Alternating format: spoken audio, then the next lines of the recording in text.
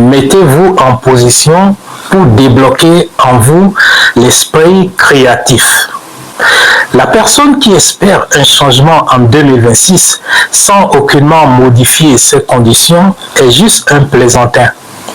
L'une des choses que je ne comprends chez les gens est leur étonnement face aux mêmes résultats. Le changement n'est pas une chance ou un miracle qu'on obtient à la fin. Le processus est l'indicateur. Jésus avait l'habitude d'envoyer ses disciples et leur permettait de prendre toutes les précautions possibles. Mais il était arrivé qu'il les avait envoyés et leur avait défendu de prendre ni or, ni argent, ni monnaie, ni sac pour le voyage, ni deux tuniques, ni souliers. Nous pouvons lire cela dans Matthieu chapitre 10, le verset 9 à 10. La Bible dit, Jésus leur parlait, ne prenez ni or, ni argent, ni monnaie dans vos ceintures, ni sac pour le voyage, ni deux tuniques, ni souliers, ni bâtons.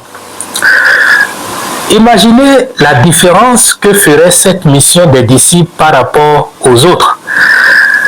Après mon premier conseil pour 2026, qui est l'utilisation de son potentiel inexploité, le deuxième est le déblocage de son esprit de créativité. L'un des manques criards que j'observe dans la plupart des vies et surtout au sein du corps de Christ est le manque de créativité. Depuis des siècles, nous ne faisons que les mêmes choses. De nos jours, ceux qui réussissent exceptionnellement sont ceux qui font les choses différemment. De même que l'Église.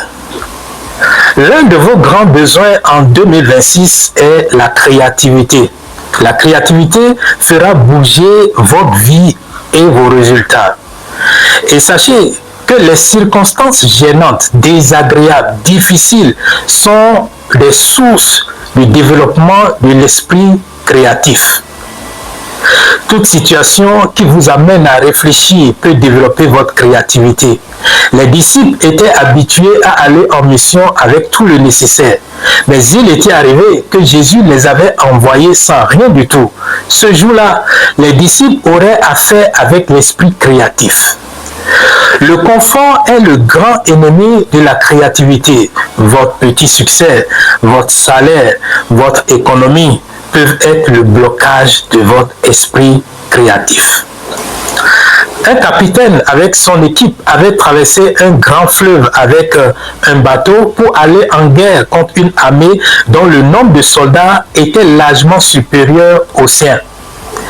Il bousilla le bateau sous les regards de ses soldats et les rassembla en leur disant que la victoire n'est pas une option, que c'est une obligation.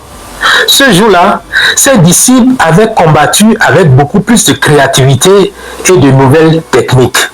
C'est ainsi qu'ils avaient neutralisé tous leurs ennemis.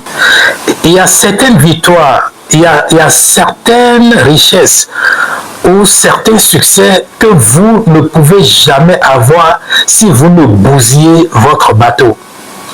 Je vais partager avec vous deux expériences parmi tant d'autres que Dieu a utilisées et qui m'ont aidé à ne pas avoir 0% en créativité. Quand je m'étais marié il y a 20 ans, je n'avais aucune source de revenus. Mon épouse avait un boulot. Vous pouvez comprendre que son salaire pouvait être une béquille ou un bateau pour notre couple. La semaine qui avait suivi notre mariage, un soir, pendant que je me reposais en attendant qu'elle rentre au boulot, une personne était venue me réveiller alors que j'étais seul dans la maison. Quand je m'étais réveillé, je ne trouvais personne et j'avais commencé par entendre une voix au-dedans de moi me disant « Si ton épouse rentre, accepte ce qu'elle te dira, car moi-même, je l'ai provoquée. » Quelques instants après, elle rentra à la maison et me dit qu'elle était fatiguée de sa directrice et qu'elle ne voulait plus continuer le travail. Dieu venait ainsi de me casser la béquille ou de bousiller le bateau. Je lui avais dit de ne pas s'inquiéter, que Dieu venait de m'aviser. Depuis combien d'années Dieu veut casser votre béquille pour bousiller votre bateau et vous résistez. En 2026, soumettez-vous pour des expériences qui changeront vos vies. 3 ans après, dans les mêmes conditions, sans béquilles et sans bateau, avec 2 enfants à l'époque, Dieu m'amena dans une bonne villa de 3 appartements dont le loyer était vraiment cher.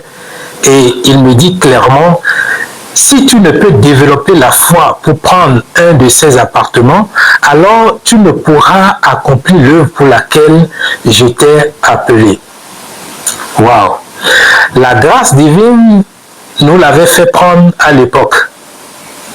Et c'était dans cet appartement que j'avais découvert ce qu'on appelle la créativité. Il fallait créer des ressources financières et ne pas tomber dans la tentation d'être un commandeur.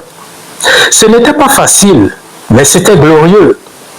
Un jour où le paiement du loyer était un peu difficile, il y a 16 ans de cela, j'étais en circulation et la voix divine m'était clairement parvenue en disant, « Mon fils, je t'ai tout donné sauf l'argent. Utilise ce qui est en toi pour te faire de l'argent. » Un appel à la créativité. Je me rappelais de ce moment où il fallait vraiment créer des choses qui vont amener un peu de sous. J'étais constamment dans le développement de l'esprit de créativité. Et je bénis le Seigneur depuis cette saison jusqu'à présent. Je rends grâce parce que je sens quelque part un petit esprit de créativité qui se manifeste. Mon épouse et moi sommes restés dans ce schéma jusqu'à présent.